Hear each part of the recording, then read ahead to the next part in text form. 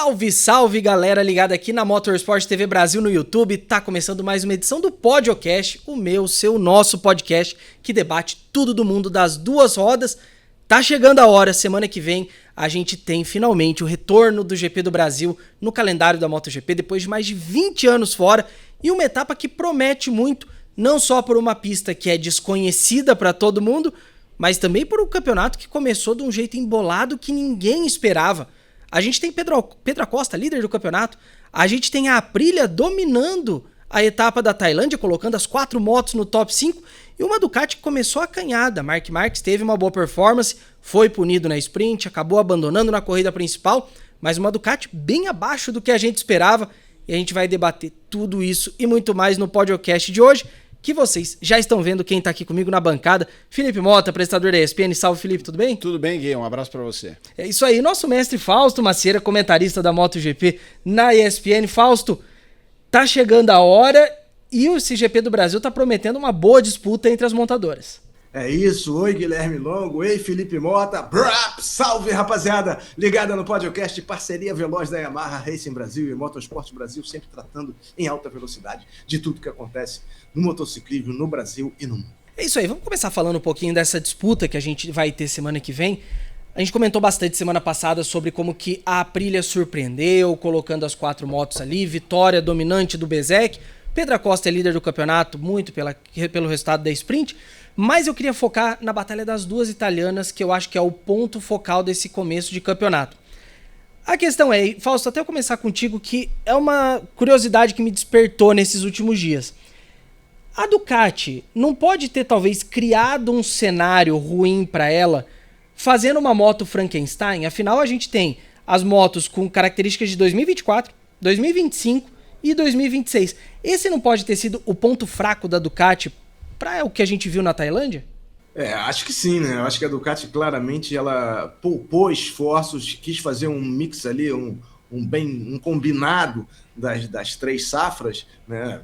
Sendo que a 24 era a melhor em relação a 25, então a 26 eles voltaram muito para a 24 e espero que estejam concentrando esforços na 850, né? E isso deu chance à Aprilia e também a KTM de avançarem, especialmente a Aprilia, que está em grande fase, deu um passeio na etapa da Tailândia, em Buriram, mas isso também não quer dizer que isso vai continuar, né? Essa dança, esse ritmo da música vai continuar, pode mudar a qualquer momento. A Ducati foi surpreendida pelo vareio. O Tardoso falou assim, tomamos 4 tapas na cara, 5, né? Se contar o KTM, 4 da Aprilia e 1 da KTM, né? Então, eu acho que para a próxima etapa, especialmente no Brasil, uma pista desconhecida, como você falou, vai ser a chance da Ducati voltar a brilhar. Marc Marquez também, ainda as voltas com a parte física, enrolando para renovar o contrato. Então, acho que a Ducati deu uma de soberba, porque eles são os melhores em construtores desde a época do Dovizioso, e o Marques fazia a diferença, e agora o Marques fora, aquele brilho do Bezzecchi nas etapas finais, não alterou a filosofia da Ducati. Vamos concentrar para 2027, que 2026 já é nosso, porque a gente tem a melhor moto e o melhor piloto. E não é bem assim, para o bem do povo e felicidade geral da nação planetária que acompanha a MotoGP. Felipe, o Fausto usou uma palavra que eu acho ótima, soberba. A Ducati realmente dá a impressão de que chegou esse ano, tipo, tá garantido, vamos fechar esse ciclo e gastar os esforços na moto de 2027? Eu fico com o final do seu raciocínio. Embora a gente possa colocar como soberba, me parece também uma escolha, de certa forma, compreensível. Vamos lá. Você tem uma larga vantagem nos últimos anos. É verdade, o fim do ano passado a gente já viu a Aprilia subindo, mas foi bem uma fase que o Marc Marquez estava fora, o Bagnaia estava morto, e o Alex Marques também já estava ali meio no modo sou vice-campeão. Então assim, você tem um último ano com esse regulamento, precisa pensar no próximo, sem largar mão do atual. Ok, sem largar mão. Eu acho que eles fizeram ali uma solução de compromisso entre vamos focar em 27 e administrar 26, porque temos margem. Se você vê dessa forma como soberba, eu acho que é uma linha tênue entre um baixar a guarda talvez demais para focar em... Porque assim, se a Ducati focasse muito esse ano, ganhasse na Drão de Braçada e para 27 andasse 4 casinhas para trás, a gente no ano que vem também tava, poxa vida, tinha uma vantagem boa, por que não pensou um pouco em 27? E eu não acho ainda que a Ducati vai levar, desculpa o termo, fã de velocidade, uma saroba todas as etapas do campeonato.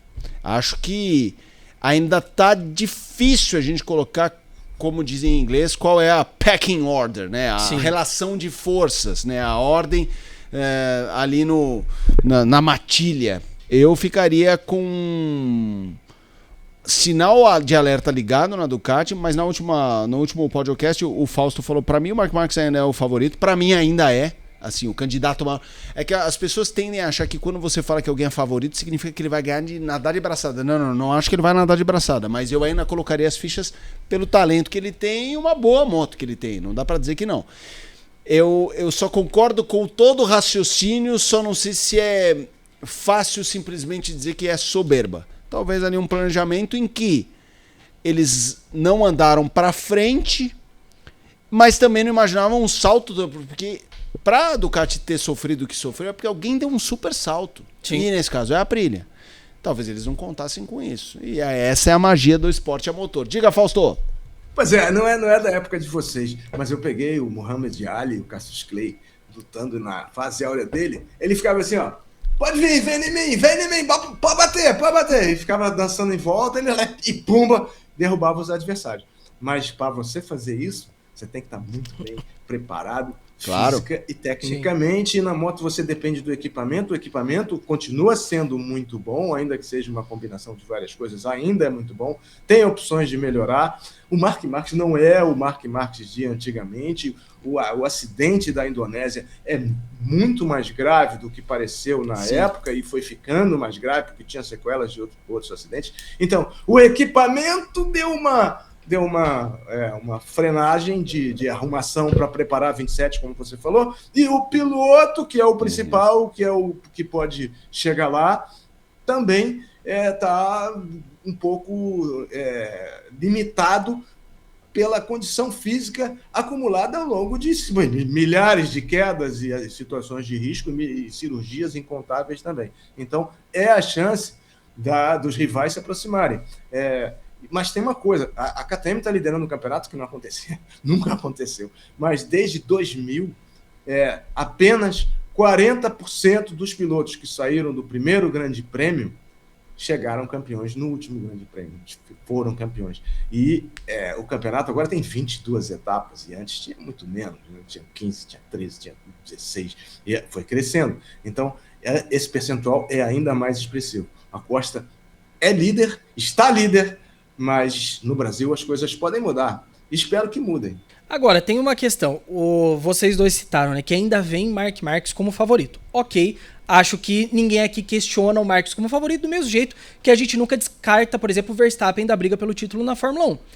A questão é o seguinte, a Ducati vem, se eu não me engano, de 3 anos consecutivos fazendo a trifeta. Vencendo o título de construtores, de equipes e de pilotos. Marquez continua favorito no de pilotos, mas o quanto que os outros dois podem estar ameaçados pela Aprilia ou até mesmo pela KTM, Felipe? Esse é um tópico bem interessante aqui, porque vamos lá, vamos pensar nas equipes. A equipe do Marc Marquez é ele e o Bagnaia. Que fez tudo aquilo ano passado. E que não começou mostrando estar muito bem, embora, se você pegar o pacote todo da Ducati, ele estava meio no bolo da Ducati. Não foi tão constrangedor em comparação a toda a outra, toda a Ducati, embora o Marc estivesse ali na frente. E você vê a Aprilia começando com tudo com o Bezzecchi, né? E o Martin andou bem. Sim. Então é absurdo falar hoje que no mano a mano o combo Martin Bezzecchi possa desafiar Marc Marquez e Bagnaia. Cara, não é. Porque o Bezzecchi pode andar. Hoje, eu fiquei muito surpreso, assim, positivamente com o Martin na primeira etapa. Sim. Mas acho que vai levar um tempo para ele ganhar do Bezzecchi corrida assim, corrida assim. Vamos imaginar que o Bezzecchi tenha ritmo para andar na pegada do Marc. Cara, baseado na primeira etapa, dá para imaginar o Martin somar mais pontos que o Bagnaia. Então aí eu acho que tem uma luta boa. De montadoras, né? Aí pegando toda a Ducati com toda a Aprilia. Que lembrando que no Mundial de Montador só vale o ponto do melhor colocado. Então não importa se são 6 motos contra 4. Sim. Eu acho que é um raciocínio parecido com esse da... E que fique claro, quando eu falo que o favorito ainda é pra mim Mark Marques, se você falar hoje, Felipe, eu fui pro futuro e vi que o Bezzecchi vai ganhar. Eu não falo, nossa, que absurdo. Eu falo, nossa, que legal, hein, que interessante. Eu acho que eu confio mais no talento do Mark pra ganhar pilotos do que o que a primeira etapa sugeriu pra gente num âmbito geral entre Aprilias e Ducatis. Então eu acho que tem é o que eu falei, eu não acho que a ordem de equipes, a relação de forças está muito clara. Pode mudar muito. Mas como que eu vou ser louco depois da primeira, que 4 Aprilias terminam entre os 5, falar, não acho que dá jogo. Não, aí eu estaria chutando uma mudança. Com base na primeira etapa, óbvio que dá jogo. É óbvio. Fausto, sua opinião, dá pra a Aprilia quebrar um pouco esse domínio da Ducati entre os 3 títulos nos últimos anos? Sim, acho que sim. A Ducati tem 6 títulos de construtores, né? Então, a hegemonia é desde pré-Marques, né? Porém, com a soma do Marques com a Ducati, isso mudou de figura. Acho que a Aprilia tem chance. O Marco Bezzecchi falou assim, não tenho medo de Marc Marques. O Pedro Acosta falou assim, quem é Marc Marques? Falou tempos atrás. Então, o próprio Marques diz que não está 100% e não vai ficar mais 100%.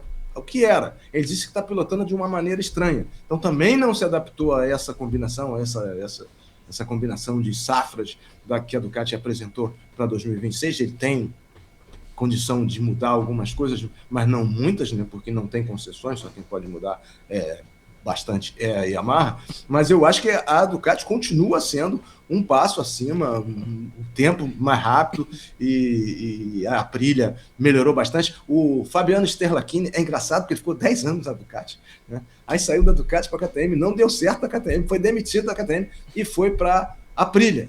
Aí ele falou assim, estamos trabalhando como uma orquestra. Pô, o que é uma definição muito bacana, elegante, né? A harmonia, cada um faz o seu papel e tudo mais. O Bezzecchi também tem todo o favoritismo italiano, né, para derrotar o espanhol com uma moto italiana. Tem o seu mentor lá em Tavulha, né, que certamente liga para ele, tá indo bem, aí, por que você não faz assim, faz assado? Então, tem toda uma motivação. O Pedro Acosta também tem uma grande motivação, vencer, né? Quando eu falo que as coisas podem mudar, espero que mudem no Brasil, espero que mudem, mas assim, a palavra de ordem no Brasil é emoção, né? Quanto mais emoção, melhor. Né? E assim, o Marques pode chegar à sua 100ª vitória no Mundial e o Pedro Acosta pode chegar à sua primeira vitória na MotoGP. Então, são alternâncias muito interessantes. O próprio Bezzecchi pode repetir a façanha, né? Tem a corrida sprint também, onde ele não foi bem. Mas o Marques estava bem. O Marques classificou em segundo a centésimos, brigou pela vitória na sprint e não levou a vitória porque houve a punição discutível, controversa até hoje, né? E na segunda prova, no GP completo, estava brigando pelo pódio. Seria pódio. Não seria um fim de semana perfeito, como ele já fez muitos no ano passado, mas seria um fim de semana potente para dar largada no campeonato. Foi traído pela situação. Ele disse que o pneu explodiu antes de tocar na zebra alta. A fabricante de pneus diz que foi a zebra que explodiu o pneu. Então, cada um tira a sua responsabilidade. Mas eu acho que o Marques é perfeitamente capaz de virar, se não for no Brasil, ou no Texas, onde ele tem um grande retrospecto, e o campeonato é imenso. Né? O campeonato é imenso. Ainda faltam 42 corridas, né? Com todas as circunstâncias próprias de cada uma. Então, e quanto mais igualdade, melhor. Esse começo, para nós, foi fabuloso. Apesar que para a Ducati não foi, para o campeonato foi formidável. Para mim, o grande risco ao título do Marc Marques é se ficar muito claro que, de fato, o binômio Bezzecchi e Aprilia estão 2 degraus acima. Porque se for uma trocação assim, que o Bezzecchi vai andar bem, mas vai ter corrida que ele de Aprilia vai terminar em 5º, 6º, sem ser um absurdo, eu sempre vou confiar no Marc, na possibilidade dele ser top 3 de forma regular. Assim, de tirar o coelho da cartola, vamos supor, não tem a moto melhor, vai ganhar uma corrida aqui, terceiro. Vai ser segundo. Enquanto os outros estão ganhando, sexto. Sendo quinto, segundo. Nesse cenário, eu comparando aqueles altos e baixos de gráfico tipo eletrocardiograma, Sim. eu confio no Mark ser o eletrocardiograma do defunto, sabe? Aquele que anda sempre em linha reta. Em que o outro subiu, desceu. Agora, se Bezek e Aprilia ou outro binômio, não vai ser o Bezek e Aprilia, vai ser a Costa KTM, tem uma moto, para sempre ser 1-2, aí ele realmente olha e fala, ferrou. É que isso tá muito cedo pra gente perceber, nem ele sabe. Não à toa, a pré-temporada acabou mascarando muita coisa, né? Que a gente teve o Bezek liderando depois da pré-temporada da Tailândia, mas eu acho que até o teste de Sepang estava mascarando um pouco da situação. Agora, Fausto, sobre a Aprilia especificamente, tem uma questão que tem me chamado a atenção e você ter citado, né? Como eles estão trabalhando como uma orquestra, entra muito bem nisso. A Aprilia sempre soube arriscar muito bem. E eu acho que a moto desse ano traz algumas coisas que chamam a atenção, né? Você tem o duto, né? Inspirado no duto F da McLaren, que eles introduziram na moto. Você tem uma carenagem que é um pouco inspirada também no difusor da Fórmula 1. A Aprilia corre atrás, a Aprilia busca inovação. Ela tá sempre tentando muito para poder chegar lá e parece que finalmente ela conseguiu. Pois é, porque ela fechou muito bem o ano, né? Do ano passado. Fechou muito bem, né? O Bezek, top 3, ganhando corridas e tudo mais. Então, eles estão jogando as fichas, os recursos deles em 2026. Enquanto a Ducati pensa também em 2027, como a Yamaha está pensando em 2027 e tal, mas assim, a Aprilia, Honda e KTM atacaram, jogaram o investimento, os recursos, o tempo de desenvolvimento para essa temporada que é uma temporada de transição, como foi 2002, que a gente lembra de 2002, as 500 conviveram com as 990, né? Então, tinha pista que a 500 era mais rápida, tinha pista que a 990 era mais rápida, o Alexandre Barros andou bem demais, né, de 500, quando recebeu a 990 ganhou e tal. Então, é um ano de transição. Então, no ano de transição, ou você foca no que vem pela frente, ou você foca naquele ano específico. E a Aprilia sabe que ela tem menos recursos que a Ducati, né? Então, ela sabe que a hora dela é agora. A hora dela chegou, a vez dela é essa. Porque em 2027 vai estar todo mundo no escuro e eu acho que eles têm menos potencial de alinhar uma moto vencedora junto com a Ducati e outras, a Honda também apostando bastante, mudando o seu pessoal e tal. Então a Aprilia está apostando tudo em 2026. E tem o detalhe dos pneus, né? Os pneus são o que colocam aqueles 300 HP no asfalto, e é o último ano do fabricante de pneus. Então o fabricante de pneus, que empenho tem para desenvolver novas... Não tem nenhum empenho, né? Então tivemos problemas de pneu com o Marx, tivemos problemas de pneu com o Martin, tivemos problema de pneu com o Mir e provavelmente vamos ter problema de pneu em Goiânia, né? Então, isso também é um fator. Os pneus lá da Tailândia vão ser os mesmos de Goiânia. O que ajudou quem? Aprilia e KTM, né? E eventualmente a Honda, que teve até ali próxima também, teve contratempos e tal. Então, a Ducati tem que lidar também com esse fator, que é um fator externo, mas que afeta o desempenho do seu conjunto de competição. Felipe, com o Bezek já renovado para 2027 e além, querendo ou não, a Aprilia tá certa em jogar todas as fichas esse ano, né? Porque o ano que vem ninguém sabe o que vai acontecer. Não. Até a própria Aprilia pode sair na frente. Para mim é uma questão que existe em automobilismo e motociclismo, e eu falo muito isso no debate de automobilismo.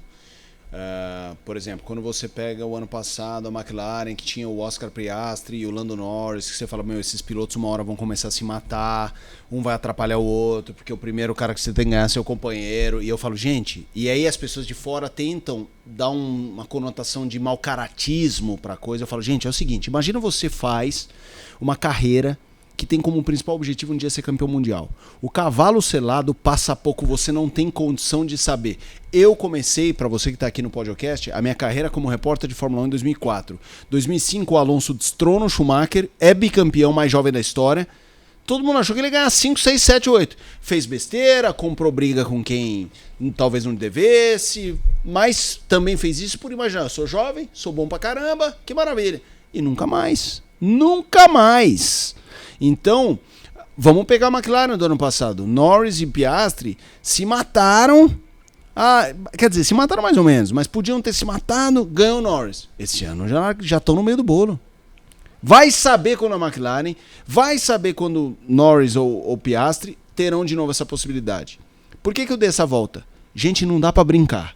Não dá pra brincar. Então, a gente tá há muito tempo com a Ducati dominando. O ano que vem pode não ser Ducati. Pode ser Aprilia, pode ser KTM, pode ser Honda, Yamaha, pode. Você não sabe. Agora, vamos pensar no caso da Aprilia. Você larga bem. Mas temos que montar a moto do ano. Tem! Mas se na quinta, sexta etapa você fala, gente, a chance da gente ser campeão é real? Você não pode deixar pro ano seguinte. Porque não tá escrito em lugar nenhum que você vai montar a melhor. Não tô falando que você vai largar. Sim. Só tô falando que talvez você vai concentrar mais recursos e esforços em comparação a outras montadoras na moto 26 do que na 27. Se a Yamaha falar, vou focar em 27, todo mundo vai falar legal. Se a Honda falar 27, todo mundo vai falar legal. Se a Ducati, que tá ganhando um monte, focar em 27, muita gente vai falar legal. Cara, se a Aprilia tiver com a chance de ganhar com o Bezzecchi e com ela própria, esquece. O cavalo selado não aparece toda hora, meu. Não aparece. Então essas escolhas definitivas de quantos por cento da sua mão de obra, da sua inteligência vão estar em 26 ou 27, isso ainda, eu acho que eles têm um cronograma deles, mas o campeonato atual vai ser muito importante nessa divisão de esforços. Se Bezzecchi e Aprilia na etapa 7 tiverem 30 pontos mais, 30 não, 18 pontos mais, gente, a gente tá pagando. Você não deixa pra próxima, você tem que ganhar, cara. Imagina, você tá maluco, você nunca sabe quando vai ter. É uma coisa muito mais imprevisível do que esportes coletivos. Sim. E mesmo esportes individuais como o tênis, assim, porque o tênis é uma capacidade, não tem essa coisa da moto, não, deixa eu aproveitar essa raquete, que ano que vem mudar a regra da raquete, e eu não sei se é a Wilson ou a Uniqlo, sei lá, que a Uniqlo é material esportivo do Djokovic, não é de raquete, mas é de como que é? O vestuário. O vestuário. Então, mas é isso. Não, você não pode brincar. Aí eles têm que ir pro pau. Eu acho que nesse momento tá todo mundo um pouco em compasso de espera do tipo, vamos entender onde tá cada um, pensando em 27, onde tá cada um. E a Bezzecchi tem agora Brasil, aí tem Estados Unidos e Qatar, que a gente já vai falar daqui a pouco. mas que sejam as 3 primeiras etapas. Cara, você vê assim, Bezzecchi ganhando, esquece, você tem que ir pro pau. Fausto, tua visão. A minha visão é que a Aprilia está forte. Não sei se é forte, né? A Aprilia está forte a ponto do Raul Fernandes, que venceu a corrida no ano passado, tá sem oferta, né? E se fala que o Mir estuda sair da Honda oficial e ir para a Aprilia satélite. Ele se dá muito bem com o Brivio, né? Já passou por isso na Suzuki. Né? Então você vê que os olhos estão crescendo para onde está o resultado. Se o resultado virar, tudo pode acontecer e voltar. Acredito. E o Mark Marques é a grande dúvida, porque ele não quer assinar 2 anos, ele quer assinar 1+1, teima no 1+1, já aceitou o Acosta e pode assinar 1+1 e chegar no final de 27 e parar, porque ele está pensando em parar. Já falou isso várias vezes ultimamente. Já falou várias vezes. Vai casar e tal, E eles estão preparando quem para essa vaga? Já agora, o Aldegren, né, que espero que corra no Brasil, parece que tem essa possibilidade de vir correr no Brasil, vai fazer o exame médico, né, prévio, mas está todo mundo se preparando para o futuro. Porém, eu concordo totalmente com o Felipe quando ele diz assim, a chance da Aprilia é agora. Não é 27. 27 é um mergulho no escuro. Né? 26, a Aprilia está forte o suficiente. E aí, nessa, quem é o perdido no tiroteio? É o Jorge Martin, que mais uma vez se perde, né? Porque ele pode andar bem, tem condição de andar bem, né? Mas está rifado na Aprilia. A Aprilia não confia no Jorge Martin. Né? A Aprilia, segundo consta, a imprensa italiana raramente erra, assim como a imprensa espanhola. O Pecco Bagnaia assinou por 4 temporadas com a Aprilia, confiando na Aprilia. E para a Aprilia é bom. Uma Aprilia com Bezzecchi e Bagnaia, 2 italianos com motos italianas. E aí a Aprilia coloca a chegada do Mir junto com o Ogura, até a Trackhouse, que o indivíduo lá, cara, o Joe Roberts perdeu o bonde da história, o trem que você falou, Felipe, não aceitando uma proposta da Aprilia. Pô, se estivesse lá com a equipe norte-americana e os norte-americanos comandando o campeonato, ia ficar lá até 50 anos, que é a idade máxima da MotoGP, mas não pegou o bonde da história. Quem pegou o bonde da história? Diogo Moreira. Apareceu a oportunidade? Vamos lá. Então, é isso. Não passa 2 vezes na mesma estação. É igual prova de enduro. Não passa 2 vezes no mesmo lugar. Raramente passa. Se não passou, se você não se ligou naquela situação, naquele lugar, não vai mais voltar. Bem, a gente tem ainda mais um tópico grande para discutir de MotoGP, mas vamos pegar para fechar esse tópico de Ducati duas questões que foram citadas agora. Primeiro, Fermin Aldeguer está na lista de inscritos para o GP do Brasil. Tinha uma expectativa de que ele fosse voltar só em Austin, mas ele vai tentar, como o Fausto bem disse, tem que passar ainda pelo exame médico na quinta-feira da semana que vem, o dia de mídia, né, do GP em Goiânia.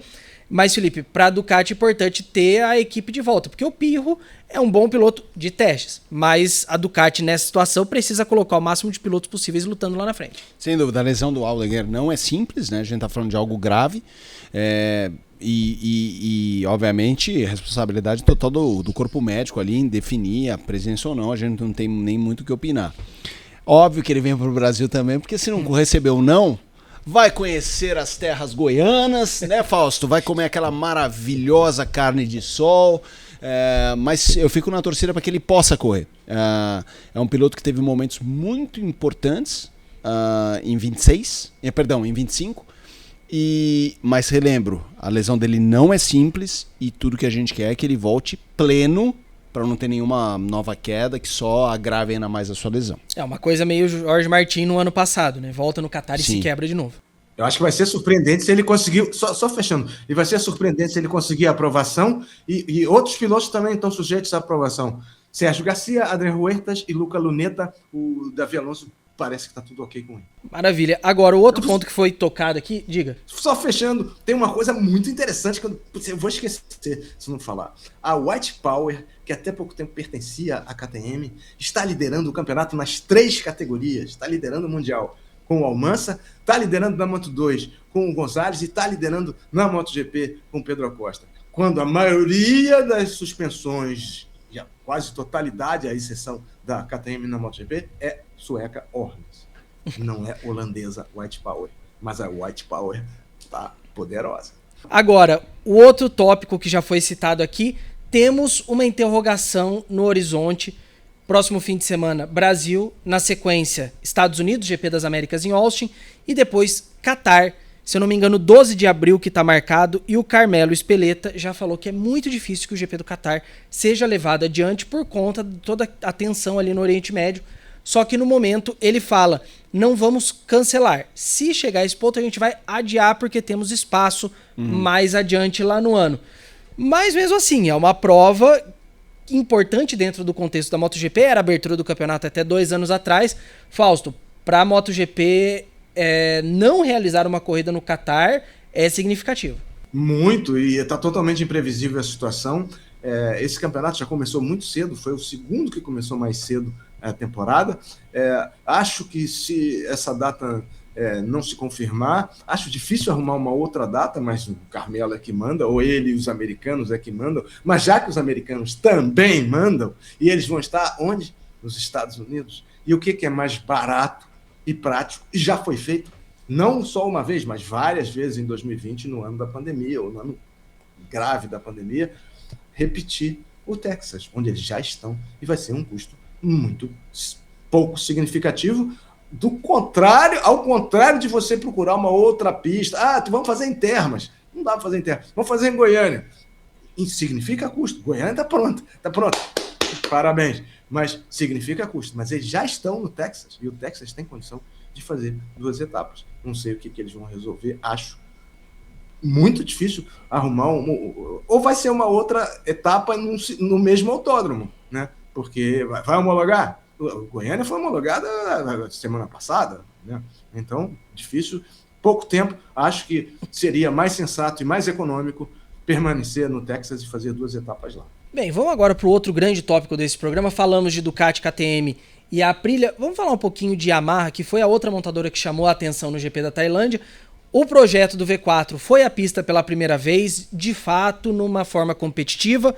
Das 4 motos, tivemos o abandono do Toprak na corrida principal. Quartararo e Alex Rins conseguiram pontuar, mas a gente vê os pilotos falando, ainda tem muita coisa para acontecer, tem muito trabalho pela frente.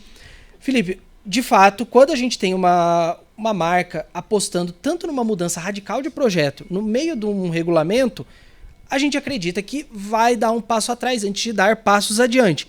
Mas como é que você vê a sequência da Yamaha daqui para frente?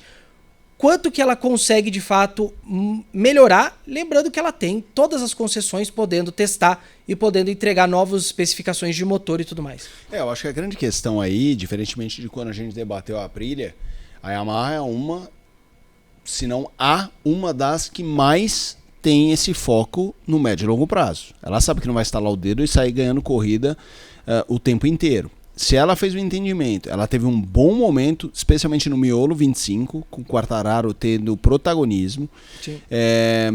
Mas aí ela tinha essa discussão do motor, ela fez a sua mudança, a sua decisão pela mudança, sabendo que também poderia sofrer nesse sentido. O que acontece, na minha opinião, que vai ser difícil entender esse ano de 26 para a Yamaha, nas entrelinhas, é porque está ficando claro que em algum momento Quartararo e comando eles vão divergir. Então vai ser muito difícil achar a realidade nas palavras de cada lado. A razão está com o Quartararo nessas aspas, nessa declaração dele, ele tem, ele já falou da mudança, que até a França não deve ter evolução e tal. Tá, beleza, ele está dando um fato, ou ele está mostrando apenas uma insatisfação. E vice-versa, quando o corpo diretivo ali se manifestar, está ele jogando a batata quente para o Quartararo na responsabilidade dele. Eu acho que esse é um componente, uma incógnita da equação MotoGP Yamaha 26, difícil de medir, de mensurar, onde vai estar a razão ou o feedback para a gente, para o fã, mais apurado. Mas me parece muito claro que a Yamaha, ao fazer o movimento de mudanças na moto, ela está visando médio e longo prazo. Então ela tem que, no caso, mais do que pontos, mais do que tudo, é só ter a sensação de estamos remando para o lado certo. Enquanto isso não existir, esse é um problema. Estamos remando para o lado certo? Sim, ótimo. Não sei ou não, problema. Isso para mim mais do que Quartararo, do que terminar em 13º, 5º, 8º. Fausto, eu queria a tua visão, porque de fato é um dos grandes tópicos da MotoGP 2026, né? A gente tá com um regulamento das 1000 cilindradas já há um bom tempo. A Yamaha era a única montadora que ainda restava no grid usando o motor 4 em linha, querendo ou não começar um projeto V4 do zero, até puxando uma palavra de uma análise do Motorsport Global, é uma montanha a ser escalada para chegar lá na frente de novo. Pois é, a situação da Yamaha é delicada. O Paulo Pavésio, que é o sucessor do Lin Jarvis, diretor executivo da Racing da Yamaha, ele falou uma coisa também muito interessante, assim como o Sterlachini falou que era uma orquestra, ele falou assim, nós somos um laboratório em movimento. É isso, a Yamaha hoje é isso, é um laboratório em movimento para uma mudança que... Por exemplo, quando a Suzuki se retirou em 2022, vencendo, né, mas a Suzuki era 4 em linha, a Suzuki era uma cópia da Yamaha, né, e andou muito bem, né, fez frente à Yamaha, e quando eles se retiraram em 2022, a Yamaha ficou a única remanescente. Mas eles brigaram pelo título mundial em 2022. O Quartararo liderou 90 pontos na Alemanha, depois perdeu o ritmo e tal, perdeu para o Bagnaia, mas liderou. Então eles pensaram que o 4 em linha seria competitivo ainda. Não foi em 23. Né? Então, essa movimentação do laboratório poderia, é difícil você fazer essa mudança radical, ter começado antes, né? em 24, talvez, né? Porque em 23 eles tinham sido vice no ano anterior, né? Então, eles poderiam ter começado um pouco antes para passar essa fase do laboratório com menos dificuldade, ainda mais que já tinha um vislumbre do que aconteceria em 27. Em 24 já tinha esse vislumbre, né? Então, isso acabou ficando para 26, né, que é o último ano, né? Então, um ano é pouquíssimo, né? É o negócio do Miller falou, é um recém-nascido, é um motor recém-nascido. Então, são muitas coisas para acertar, posicionamento do piloto, frenagem, as vantagens, a estreiteza do motor, a entrega de potência. E a Yamaha, ela ainda duvida, ela está com 30 engenheiros na Europa, chefiados pelo Luca Marmorini, mas ela ainda não arriscou soltar a cavalaria que ele pode ter, esse motor, em função da resistência. Então, ou é desempenho ou é resistência. Então, eles estão com esse dilema também. E não tem dados. Aí o Quartararo está em rota de colisão. Né? Falou assim, vamos voltar para o 4 em linha. Não dá para voltar para o 4 em linha agora, porque já estão no meio do projeto e o Quartararo não vai ficar. Né? Então, a situação é delicada, mas eu acho que eles têm recursos e empenho. O presidente da Yamaha estava no boxe mostrando apoio à sua equipe, mas é um momento muito difícil. O Toprak falou assim, é muito mais difícil do que quando eu mudei para a BMW. Mas é muito mais difícil. Tudo por tudo, não só pelo motor, mas pela ciclística, pelo pneu, pela dureza da suspensão. É um protótipo. E eles estão mudando essa filosofia em um ano. E nem um ano, né? Estão mudando do ano passado, do meio do ano passado para cá. É muito pouco para a gente exigir resultados da Yamaha. Eu acho que a Yamaha, na segunda metade do campeonato, tendo mais alguma quilometragem, os pilotos entendendo, Quartararo nunca pilotou uma V4, né? O Rins já pilotou, mas tem pouca experiência e não está bem fisicamente, também não deve ficar. Então, quem poderia desenvolver isso é o Miller, que é o que fala melhor da situação. O Miller é o que fala com mais positividade da situação. Porém, visto que os outros avançaram ainda mais, a montanha cresceu, né? Então eles precisam de esforço redobrado e vão fazer isso, não tenho dúvidas que vão fazer isso, mas uma data limite, uma data precisa para começar essa aproximação, não dá para a gente especificar no momento. Ô Felipe, eu queria pegar um pouquinho da tua experiência como repórter de paddock de Fórmula 1, desse cenário que o Fausto colocou. Você tem o Miller, que é o que fala relativamente bem do projeto, o Toprak, que admite a dificuldade da adaptação, você tem o Rins e o Quartararo, usando a expressão do Fausto, em rota de colisão. Como é que você lida com um caldeirão desses, sendo chefe de equipe? Você está lidando com um projeto novo, que está nos estágios iniciais de desenvolvimento, que, ok, tem perspectiva de melhora, mas que o momento é uma fervura do que a gente está vendo agora dessa última corrida. Eu vou citar um exemplo para o fã da velocidade que o Guilherme conhece, assim, Guilherme, o Fausto, enfim, quem trabalha em mídia, muitas vezes trabalha com uma lógica muito parecida com um atleta, que é trabalhar por contrato. Você faz um contrato por 1 ano, por 2 anos, por 3 anos, e aí eu sempre brinco que quando eu vou para uma reunião, a coisa mais importante para identificar antes da reunião imagina uma reunião de negócios na época mais medieval, meio Indiana Jones, assim, vamos dar uma romanceada. A pergunta que eu sempre faço é, o revólver tá comigo ou tá com quem tá do outro lado da mesa? Porque isso mostra quem tem a vantagem na negociação, basicamente é essa. Eu acho que, usando essa filosofia que eu tenho para ver as minhas negociações, você citou exemplos de gente que o revólver tá na mão da Yamaha, e em gente que, se o revólver não tá na mão do outro lado, por exemplo, Quartararo, pelo menos ninguém tá com o revólver na mão.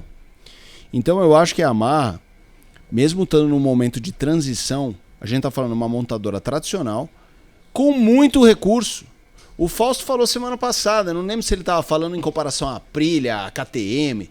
Era ou a Aprilia ou a KTM, falando, mas gente, a Yamaha tem muito mais recurso. Eu acho que a gente tava falando, eu não sei se era se o Martin fosse, essa coisa da decisão de um piloto. Do que qualquer das duas, tem muito mais recurso do que as duas somadas. Então assim, isso é uma coisa que a Yamaha nunca vai esquecer numa negociação. Mas pode ser que o Quartararo, a gente tá falando de um campeão, um cara muito talentoso, pode ser que chegue no momento dele falar, cara, eu preciso de novos ares, não é... estou infeliz. Não, preciso respirar novos ares. Acontece isso em qualquer casamento profissional. E não profissional, às vezes é um casamento afetivo. Então, me parece que o caso mais complicado é o Quartararo.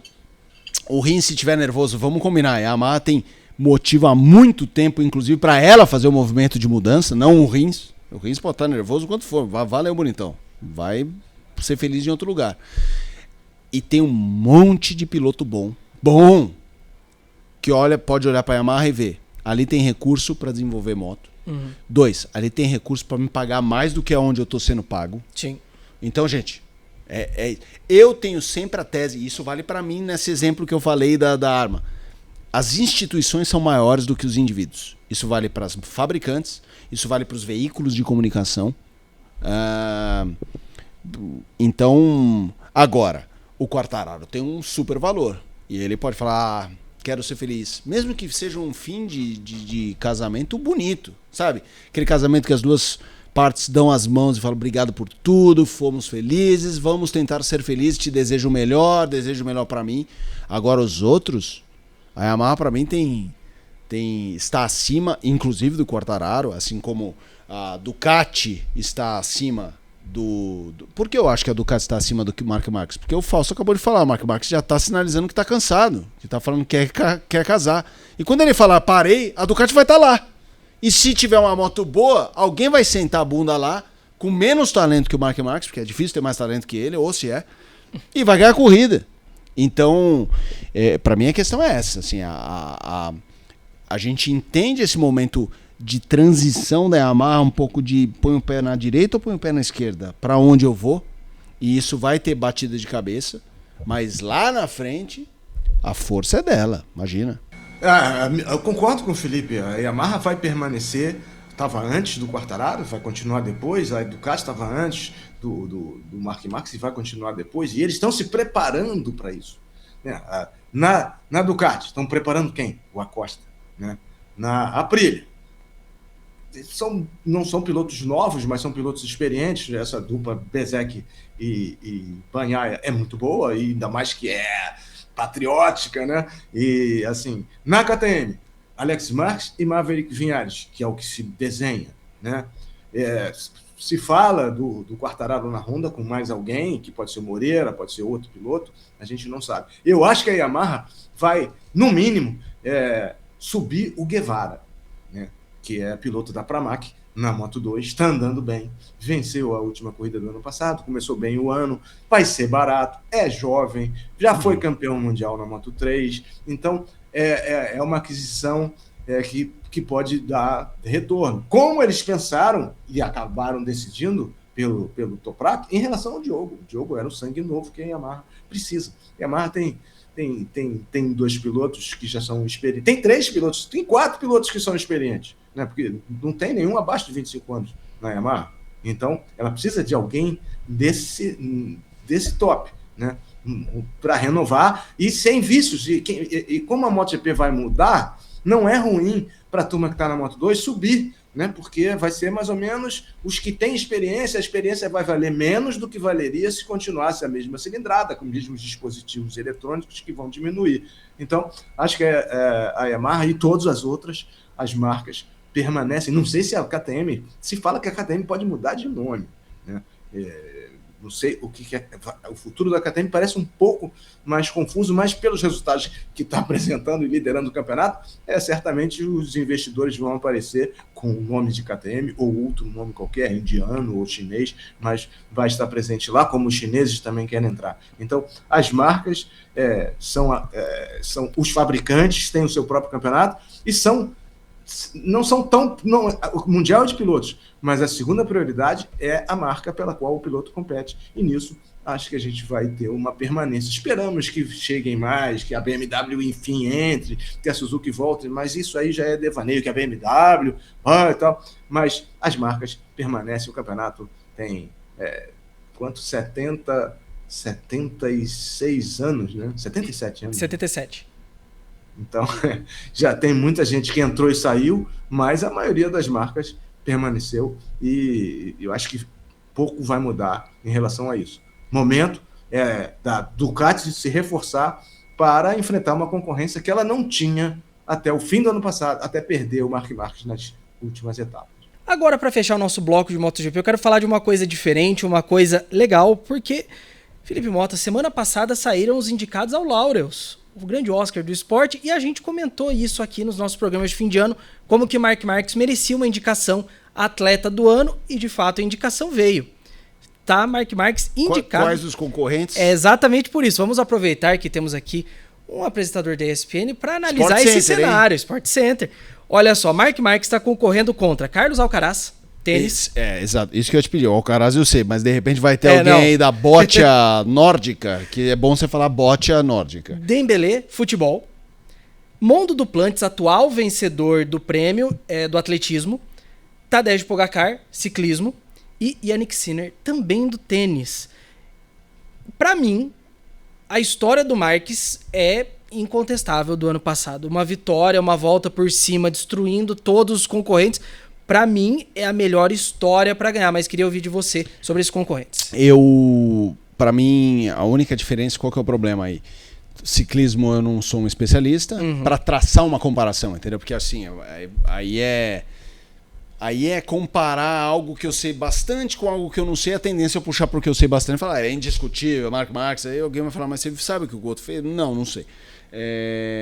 E o próprio atleta que venceu 2 anos, venceu ano passado e pode repetir o feito. Isso, o Duplantis. Para mim, qual que é a grande questão? Alcaraz e Sinner, que aí eu gosto bastante de tênis. Os duelos em 25 de Alcaraz e Sinner são históricos. O Alcaraz teve vitórias incríveis em cima do Sinner, o Sinner também ganhou em cima do... Mas para mim, quando você tem um esporte que vão 2, isso já favorece o Marc Marquez, porque como é que você... Tudo bem que alguém pode falar, não, mas tem 2 e um terminou como número 1 entre esses 2, mostra que o cara é grandioso a ponto de ganhar do número 2. Sim. Mas para mim mas para mim um elevou o outro. Então, se tivesse a categoria maior duelo do ano, talvez seja Sinner e Alcaraz. Maior rivalidade do ano, embora o tênis tenha um fair play ali, eu não estou falando rivalidade no sentido bélico. Em relação aos 2, pela volta, e aí eu apresento o Sport Center com o André Kfouri. Grande André Kfouri, que tem um nível poliesportivo muito alto, ele gosta de vários esportes. E ele segue um cara no Instagram, não vou saber o nome agora, que é um cara que fala sobre esportes com cartunismo, assim. E aí ele diz que adora esse cara e que esse cara fez um vídeo, um Reels, sobre o Marc Marquez. E eu me lembro bem quando o André Kfouri me procura assim, pré-programa no camarim, e fala assim, essa ressurreição é do Marc Marquez, caramba, hein, meu? Eu não fazia ideia. Então é um cara que gosta e que viu ali uma explicação das quedas, os tombos, as lesões. Para mim, esse comeback aí, esse retorno triunfal ao Olimpo do Marc Marquez é algo que tem que pesar. Aí eu não sei comparar em relação especialmente ao ciclista e ao atleta. Mas ao tênis eu acho que isso coloca ele acima do Alcaraz e do Sinner para ganhar. Ô Falso, rapidinho, só pegar o teu comentário. A gente tem um histórico de algumas vitórias do esporte a motor nessa categoria principal do Laurels, né, que é o atleta masculino e o atleta feminino. Mas até agora não tivemos nenhuma da MotoGP. A gente tem uma vitória do Verstappen, 2 vitórias de Lewis Hamilton e uma vitória do Schumacher, tudo da Fórmula 1. Seria um grande feito para o Marquez coroar esse ano do 7º título da MotoGP com também o ano de atleta de 2025. Pois é, o Marquez tem 6 indicações para o Laurels, né? E venceu mas numa outra categoria, revelação do ano em 2014. Isso. Né? Agora ele está concorrendo na geral, não é uma subcategoria, é a geral. Eu acho que a história dele, a do Pogacar também é espetacular, em acidente, voltou e tudo mais, mas a história do Marquez, não só pelo pessoal, mas por ter trocado o conforto por uma equipe satélite, é um caminho de redenção, né, que foi brilhantemente percorrido e serve de exemplo para muitas pessoas, né? Por que o Bagnaia quer sair? Por que o Mir quer ir para a equipe satélite? Por que assim, muda a zona de conforto de muitos astros estabelecidos e conformados em pontuar, inconformados por estar ali e tal. O Marquez foi uma trajetória que ele não precisava, porque ele é muito bem resolvido financeiramente, e foi uma trajetória espetacular, que muito provavelmente não vai conseguir repetir com a mesma veemência em 2026. Mas eu sou suspeito para falar, mas eu daria esse troféu para o Marc Marquez alentar. A gente vai ficar de olho, se eu não me engano, 20 de abril a cerimônia em Madrid. E a gente vai ficar acompanhando, vamos trazer os resultados quando sair. Ainda temos muita coisa para debater no podcast, mas quero liberar Felipe Mota. Muito obrigado por mais uma participação aqui. Eu que agradeço, um abraço ao Fausto, estou muito feliz, sabe por quê? Porque semana que vem tem a prévia do GP do Brasil. Tem o Grande Prêmio do Brasil. Vai ter um podcast para gravar antes. Não, sem dúvida. E aí é o prazer de estar com Fausto Maciena em Goiânia. Imagina esse homem por lá. Abraço, Fausto. Tchau, tchau, fã de esportes. Tchau, tchau, fã de duas rodas. Abraço, Felipe. Nos vemos na pista. E agora vamos falar um pouquinho de off-road, porque o fim de semana trouxe muita ação e muita emoção também. Inclusive aqui nos Hermanos. Tivemos a abertura do Mundial de Motocross aqui na Argentina, em Bariloche. Muitas disputas muito boas. Vamos falar dos resultados. Na MXGP, a classe principal, Jeffrey Herlings dominou, venceu as duas baterias e a etapa no geral sai na liderança com 50 pontos, os mesmos 50 pontos de Tom Vialli, que ganhou ali 10 pontos pela pole position da etapa da Argentina. O Romain Febvre com 48, tá tudo bem compacto ali na MXGP. Na MX2, Sasha Kenin fez a pole, mas o Simon Langenfelder venceu as duas baterias e a etapa. O Langenfelder está na ponta, 50 pontos. O Guillaume Farris, 38. O Camden McLellan, 37. Fausto, temos MXGP em 2026 e abrindo com boas provas aqui na Argentina. Pois é, aqui do lado, né? Uma pena que a gente não tenha tido nenhum piloto brasileiro lá competindo lá em Bariloche, a pista de 1.850 metros, piso de areia, menos técnica do que era a pista do Vila Langostura, lá na Patagônia, que era maravilhosa, o cenário era lindo. Parece mais uma pista espanhola, é mais árida, assim, eu achei menos técnica, mas o couro comeu do mesmo jeito, né? Foi o Tom Vialli, que foi bicampeão mundial, foi para os Estados Unidos, foi bicampeão da SX 250 Leste, que também correu esse fim de semana, e voltou para o Mundial, né? E venceu a corrida qualificatória, que deu 10 pontos a ele, por isso ele está empatado. O Herlings caiu na corrida classificatória, não pontuou, né, e não teve pontos, então os 10 pontos de vitória do Tom Vialli deram a ele um empate na liderança do campeonato, os dois estreando nas suas novas equipes, na equipe Honda, andaram muito bem. O Romain Febvre na segunda corrida, o Tom Vialli largou na frente na primeira corrida, depois o Herlings foi passando nas voltas finais. Na segunda corrida, o Romain Febvre, que é bicampeão mundial, é o campeão reinante, usa o número 1, com fundo vermelho, porque era a primeira etapa, já perdeu o fundo vermelho, mas largou na frente na corrida 2, parecia que ia ganhar, mas o Herlings veio buscando. Foi a estreia também do Tim Geiser na Yamaha, mas o Tim Geiser tomou um tremendo capote no sábado na corrida classificatória e não conseguiu chegar ao pódio dessa vez, e empate logo na primeira corrida, com o Febvre na terceira colocação. Na 250, o Simon Langenfelder, campeão reinante, número 1, fundo vermelho, vai permanecer com fundo vermelho, porque venceu as duas provas, né? A gente, na corrida classificatória, não foi ele que venceu, foi o Sasha Kenin que venceu a corrida classificatória, e tivemos duas triumphs no pódio também na MX2, né? Que tem a próxima etapa agora, que é na Espanha, na Andaluzia, a pista de Almonte, marcando a estreia do nosso Betiburcio, que vai ser no dia 22, né? Junto com o nosso GP do Brasil, e o B vai nos representar lá na Espanha, estreando no Campeonato Europeu, que corre nos fins de semana europeus do Campeonato Mundial. O campeonato começando muito bem, empate na liderança da categoria principal e grandes pegas lá na Argentina, muita gente assistindo, foi tudo certo, mas a outra pista era ainda melhor. É muito bom a gente ter agora o MXGP indo para a Europa, até para o Betiburcio poder aprender, absorver muito desse cenário e competir no europeu também contra uma galera peso pesado. Agora, trocando a América do Sul pela América do Norte, vamos falar de AMA Supercross, porque tivemos a 9ª etapa da temporada, 9ª de 17, passamos da metade do campeonato nesse fim de semana, etapa de Indianápolis, lá no Lucas Oil Stadium. Na 450 SX, vitória do Hunter Lawrence com Eli Tomac em segundo, Cooper Webb em terceiro, e a classificação do campeonato é exatamente essa. Hunter Lawrence está na frente, 196 pontos, o Eli Tomac pertinho, 192, e o Cooper Webb em terceiro com 171.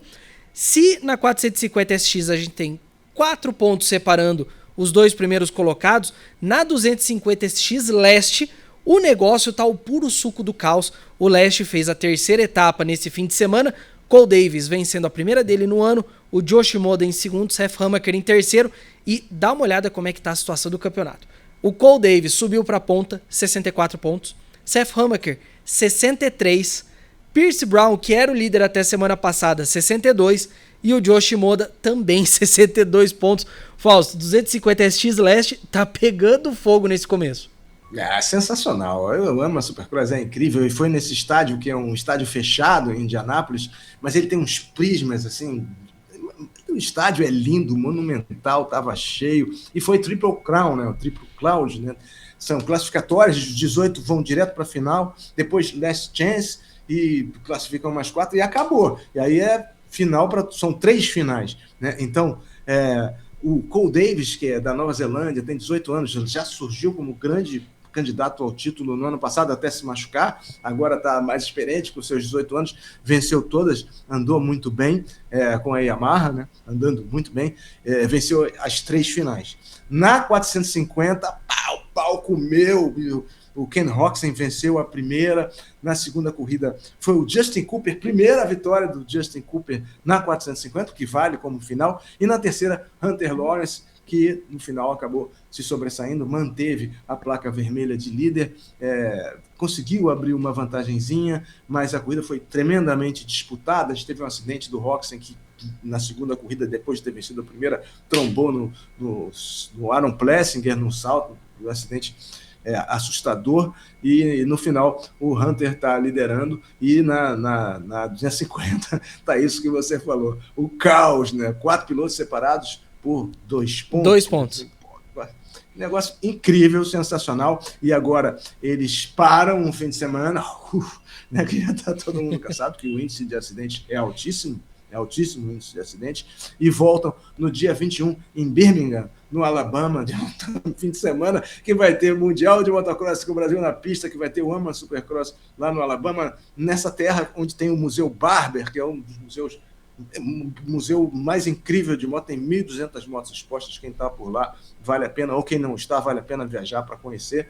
Vai ser essa etapa do Alabama também, contando pontos para 250 Leste, 10ª etapa da temporada. Vale até lembrar que Birmingham a gente vai ter as duas costas da 250 SX, então realmente vai ser um fim de semana maluco. A gente vai ter muita coisa para acompanhar aí, MotoGP aqui no Brasil, a gente vai ter AMA Supercross, vai ter Mundial de Supercross, e claro, aqui no Podcast a gente traz todas as informações para vocês. Fausto, para fechar o nosso fim de semana, voltando pro motociclismo de pista, mas ainda nos Estados Unidos tivemos a Daytona 200 nesse fim de semana, com resultados bem legais para o momento que a prova estava acontecendo. Pois é uma prova tradicionalíssima, é a prova mais importante do motociclismo, a Bike Week, é uma semana da motocicleta, que a gente já falou outras vezes aqui, que é importantíssimo. Tivemos o Supercross separado do fim de semana de corrida, porque tem que desmontar toda a parte do miolo da pista, a pista é monumental, então eles resolveram separar, mas foi bom. E tivemos o Daytona 200, edição número 84 da Daytona 200, vitória do Josh Herring, 6ª vitória do Herring, quinta vitória, 4ª consecutiva do Josh Herring, e tivemos um resultado incrível na Daytona 200, a 3ª colocação da Kayla Yakov, que, é a primeira mulher a subir no pódio no AMA, em Daytona, no Daytona 200, em 84 anos. E ela detonou o pódio na última volta, sabe de quem? Porra, do Darren Binder. Tirou o pódio do Darren Binder, irmão do Brad Binder, que já correu na MotoGP, que já correu na Moto2, na Moto3. Foi lá correr, assim como o Peter Hickman foi lá correr, 14 vezes vencedor do Troféu Turista da Ilha de Man. Tomou 2 capotes que eu achei que não ia nem largar, largou, fez top 10. Tivemos o Leandro Melo andando também nessa categoria, onde ele fez um 30º lugar. E tivemos também, sobretudo, a Gabriele Lewis, brasileira, correndo pela primeira vez em Daytona, que tem aqueles paredões da NASCAR. A pista usa a parte do miolo e pega os paredões também. Então, a Gabriele, que foi pela primeira vez lá na Twins Cup com o Yamaha, largou em 25º e na corrida 2 chegou em 14º, fazendo seus primeiros pontos no campeonato. Ela está em 18º lugar, fez uma prova soberba também na última curva da última volta, eu estava acompanhando pela cronometragem bastante boa, que você vê as motos no mapa. Aí o cara passou ela, mano, não é possível.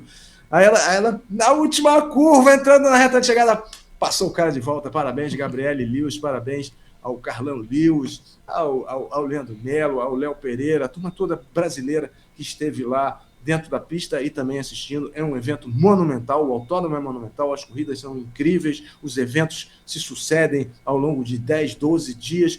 Então, quem não pôde ir em 2026 e 2027, anota na agenda, porque vale a pena. Sem dúvidas, e parabéns para a Gabriele, como o Fausto falou, mas também para Keila Yakov, terceiro colocado, um resultado histórico, e no fim de semana da comemoração do Dia Internacional da Mulher. Eu até peguei o resultado aqui, a Keila terminou menos de 2 décimos na frente do Darren Binder, foi mais ou menos 150 milésimos, foi nada. Bom demais. E com isso, minha gente, terminando num tom legal, positivo, a gente vai chegando ao fim do podcast dessa segunda-feira. Fausto, quero agradecer por mais um podcast, e semana que vem estamos de volta com a prévia do GP do Brasil, porque faltam menos de 2 semanas. Pois é, semana que vem vai faltar um dígito, né? Hoje faltam 11 dias, 10 dias se você contar a coletiva de imprensa, que provavelmente vai ter Mark Marques, Pedro Acosta, Marco Bezek, e espero que o Diogo Moreira também esteja no palco para falar sobre isso, né? Sobre tudo que vai acontecer lá em Goiânia.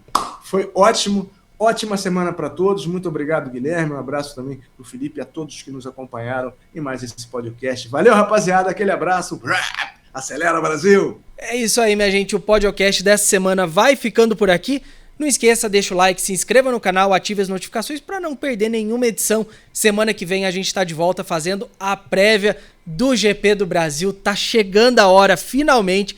Todo mundo aqui tá ansioso. Tenho certeza que você em casa também tá muito ansioso. Valeu e até a próxima.